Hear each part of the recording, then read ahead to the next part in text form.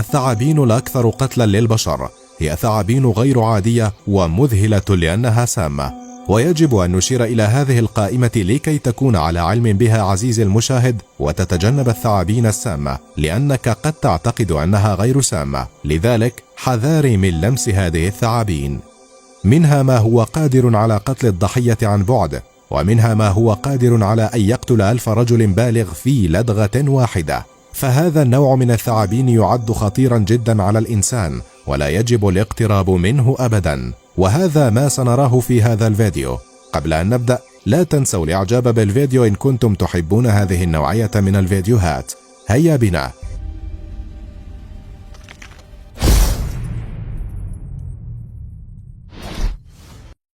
المامبا السوداء. تم العثور على ثعبان المامبا السوداء في جميع أنحاء القارة الأفريقية، ومن المعروف أنها عدوانية للغاية وتعطي ضربة قاتلة، كما أنه يعتبر أسرع ثعبان في العالم، فهو قادر على أن يصل إلى 20 كيلومترا في الساعة، ويمكن أن تكون هذه الثعابين مخيفة جدا عندما تضرب بمعدل 12 مرة على التوالي. اللدغة الواحدة قادرة على قتل أي شخص، وخصوصا البالغين الذين يتراوح عمرهم ما بين 10 سنوات إلى 15 سنة. العضة الواحدة تحقن الجسم ما بين 100 إلى 120 ميليغراما من السم في المتوسط، ويمكن أن توفر ما يصل إلى 400 ميليغرام من السم. الكوبرا الفلبينية. لا تنضم معظم أنواع الكوبرا إلى هذه القائمة، ولكن الكوبرا الفلبينية هي حالة استثنائية، لأن السم الموجود بداخلها هو الأكثر فتكا بالنسبة لأنواع الكوبرا الأخرى.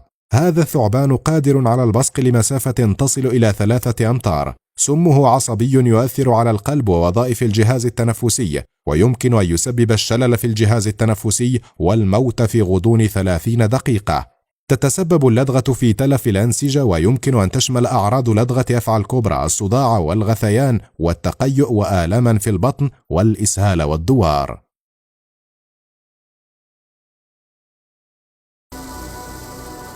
ثعبان الجرسية. يوجد هذا الثعبان الوحيد الخطير في الأمريكيتين، وفي الواقع هذا الثعبان جزء من أسرة الأفاعي. هذا الثعبان لديه قدرة على الضرب والقفز تصل إلى 3 أضعاف من طول الجسم، وتعتبر الكثير من التقارير أن هذا الثعبان هو أكثر الثعابين سمية في أمريكا الشمالية. ومن المثير للدهشة أن يعد الثعبان الأكثر خطورة على البالغين، وذلك بسبب عدم قدرتهم على التحكم في كمية السم المحقون. أفعى التايبان البرية. تحتل أفعى التايبان البرية المركز الأول من بين جميع أفاعي العالم، والكمية التي تقذفها عند قيامها بعض ضحاياها، ففي عضة واحدة تخرج كمية من السم قادرة على قتل 100 إنسان بالغ في أقل من 30 دقيقة فقط. إذن السؤال المهم هو كيف أن هذه الأفعى التي لا يتجاوز طولها 2.5 متر لم تستطع القضاء على سكان القارة الأسترالية إلى الآن؟ يكمن الجواب في أن أفعى تايبان خجولة بطبعها ولا تحب الاقتراب من البشر، لهذا نجد أن معظم ضحاياها هم من صائد الثعابين الذين يخاطرون بحياتهم فقط، وغالبا ما يحملون معهم ترياقا مضادا للسم. الأفعى البنية الشرقية.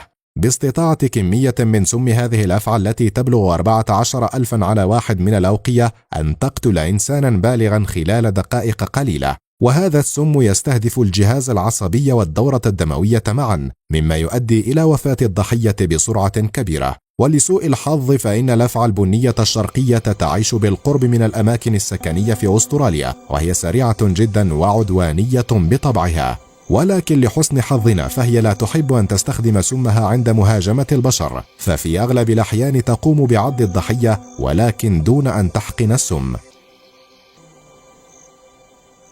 الأفعى البحرية أخطر أنواع الأفاعي على الإطلاق. تعيش هذه الأفاعي في المياه الأسترالية، وعلى الرغم من أنها تعد مسالمة بطبعها إلا أنها تعتبر من أكثر الأفاعي خطورة في العالم، فباستطاعة بضعة ميليغرامات من سمها أن تقضي على 1000 رجل، وتتشكل معظم الضحايا من الصيادين الذين تعلق بشباكهم عند سحبها من البحر. إلى هنا نكون قد وصلنا إلى نهاية الفيديو. لا تنسوا الاشتراك في القناة وتفعيل جرس التنبيهات حتى تتوصلوا بكل ما هو جديد يوميا. إلى اللقاء.